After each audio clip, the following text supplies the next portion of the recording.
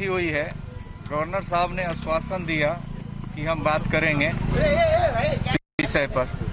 Sir, क्या बात की आपकी गवर्नर से, क्या मेमोरेंडम दिया आपने? मेमोरेंडम की कॉपी आपको मिल जाएगी। उसमें 2-3 बातें हमने रखी है। सबसे इम्पोर्टेंट बात, जो कलम लगाए हैं वो आधे अधूरे कलम लगाए हैं। 420, 120 बी लगाना चाहिए। किडनैपिंग का कलम लगाने की आवश्यकता है। इसके साथ साथ सबसे आपत्तिजनक बात यह है कि राज्य के परिवहन मंत्री ने ये गुंडागर्दी का न सिर्फ समर्थन किया है, चेतावनी भी दी है कि इसी प्रकार के कार्टून कोई वापस घुमाएगा तो इसी प्रकार की मारपीट ये की जाएगी।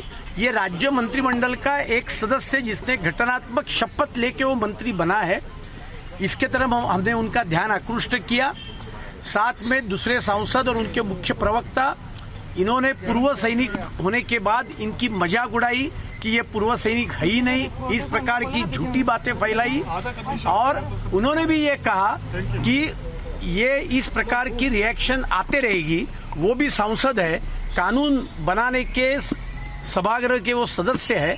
तो ये घटना विरोधी कृत्य महाराष्ट्र में चल रहा है और राज्य के मुख्यमंत्री उसके तरफ एंटी कॉन्स्टिट्यूशनल एक्टिविटीज उनके मिनिस्टर जब कर रहे हैं, तब भी राज्य के मुख्यमंत्री इस बात के तरफ अनदेखी कर रहे हैं। और जो आरोपी है उनको अभी तक हिरासत में लिया नहीं है। ऐसी सब बातें हमने मेमोरेंडम में, मैंने और मंगल जी ने जो मेमोरेंडम हमने दिया है वो दिया है। बाकी इनकी जो वेदना और पीड़ा है वो आपको। एक सवाल है, जिस वक्त हम बात कर रहे हैं तो पुलिस ने 452 का सेक्शन अब ऐड किया है और उनको रीअरेस्ट करके कोर्ट में प्रोड्यूस कर रहे हैं। ये लेटेस्ट अपडेट है, अब आपकी क्या प्रतिक्रिया है? नहीं, 452 तो लगाया हमने आंदोलन करने के बाद। पहली बात, आंदोलन करने के बाद लगाने के बाद 48 आवर्स उनको क्यों लग रहा है, ये पहली बात।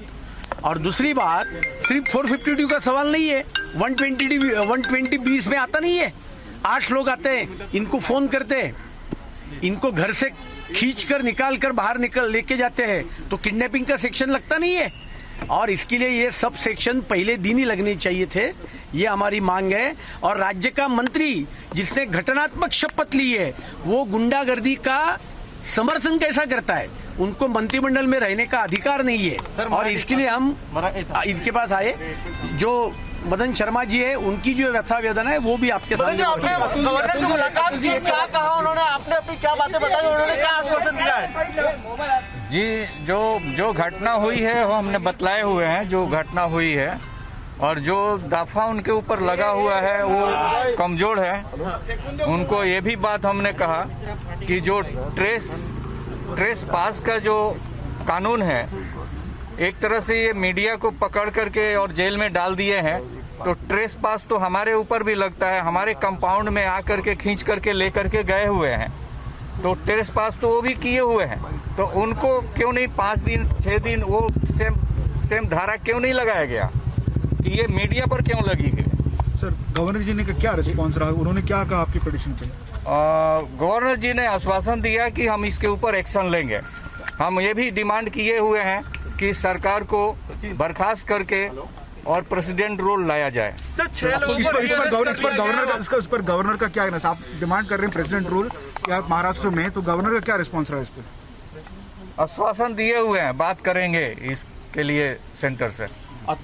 अतुल जी, एक सवाल और भी है कि आज जो है अनिल देशमुख ने कहा है कि 2016 में घटना हुई थी इसको लेकर 40 गांव में, जहां पर वहां के 40 गांव में 2016 में तत्कालीन विधायक के ऊपर आरोप लगाया था उन्मेष पाटिल के ऊपर मारपीट का, एक पूर्व सैनिक के खिलाफ। आज गृहमंत्री ने उसके जांच के आदेश दिए हैं कि बीजेपी ने उन्मेष पाटिल को बचाया था एक माजी सैनिक को मारने की, उसमें सोनम महाजन पर भी।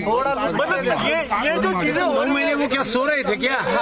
और ये कांग्रेस की घिनौनी राजनीति है। गृह मंत्री 9 महीने सो रहे थे क्या? तो उनके पास ये सब जानकारी थी तो उन्होंने क्यों नहीं किया?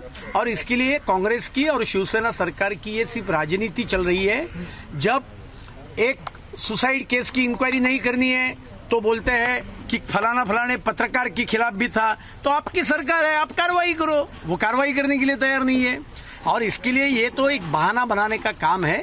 महाराष्ट्र के मुख्यमंत्री ने और शिवसेना ने पूर्व सैनिक के ऊपर एक भैड़ हल्ला किया, उसके लिए पूर्व जवानों की माफी मांगनी चाहिए, ये हमारी मांग है। सर मराठीमध्ये सांगा, आज तुम्ही राज्यपालांची भेट घेतली. देखिए हमको मारते समय जो है, सर जरा बोलो. हमको मारते समय जी बोलिए सर, बोलिए। हमको मारते समय जब वो बात करने के लिए बुलाए तो बात नहीं किए और तबा तो मारना चालू कर दिए। बोल रहे हैं कि ये आरएसएस और बीजेपी के ये चमचा है, जबकि हम पूर्व नए सैनिक हैं और हमें कोई पार्टी से कुछ लेना देना नहीं है। लेकिन उनके ऊपर कौन किसने कान भरा हुआ था ये मुझे मालूम नहीं है। लेकिन मारते समय उन्होंने हमें आरएसएस और बीजेपी का नाम लेकर के मार रहे थे। क्या नाम, क्या मतलब? वो बोल रहे थे कि ये आप आरएसएस के इल्जाम लगा रहे थे कि आप आरएसएस के और बीजेपी से जुड़े हुए हैं, इसलिए ये कार्टून भेजे हुए हैं।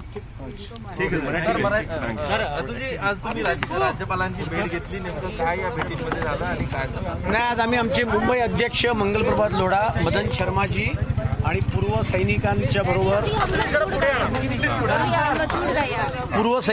बरोबर महामहिम राज्यपालांची भेट घेतली आणि अधिक कठोर कलम आरोपींवर लावावीत, त्यांना तात्काळ अटक करावी.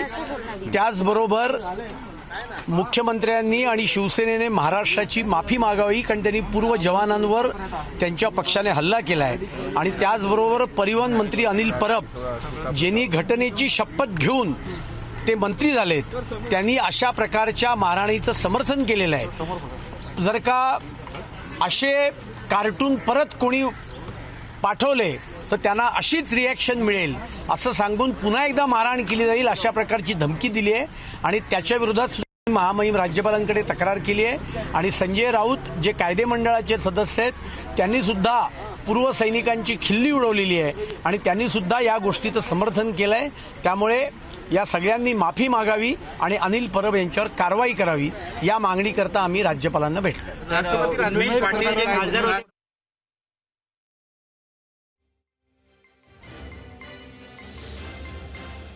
Massive embarrassment for the Maharashtra government. All those 6 accused who were let off, who were granted bail for having attacked the ex-naval officer, have been re-arrested. Section 452 has been slapped against them.